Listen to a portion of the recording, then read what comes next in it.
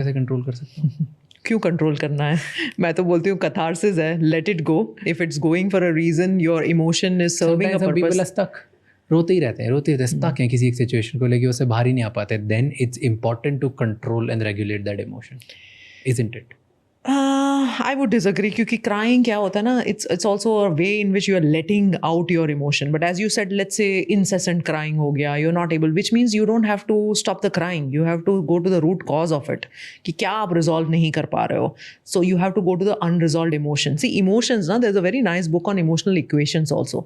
Emotion हमेशा एक equation की तरह चलते हैं. अगर हम anger की भी बात करें, उस टाइम पे तो मैंने anger ऐसे physiology से control कर लिया, लेकिन मुझे anger क्यों आया? Because I had an unfulfilled desire. उस बंदे ने मेरे को ये नहीं किया बिकॉज मेरे दिमाग में ये डिज़ायर था, इसीलिए मेरे को एंगर आया. So I every time if my response is anger, I don't go head and fix anger physiologically, I go head and fix the desire. So ये हमेशा एक इक्वेशन की तरह चलता है. तो crying is because of what, so rather let me go head and fix that.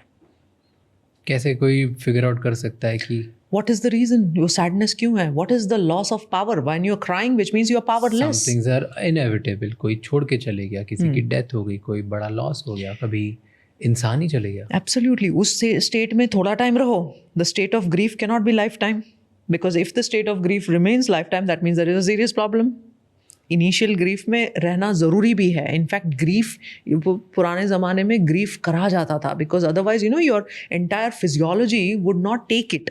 तो वो एक फिजियोलॉजिकल और साइकोलॉजिकल प्रोसेस था. लेकिन अगर वो इंसेसेंट है, समथिंग इज़ रॉन्ग. साइकोलॉजिस्ट चाहिए, साइकेट्रिस्ट चाहिए. बट कभी कभी किसी का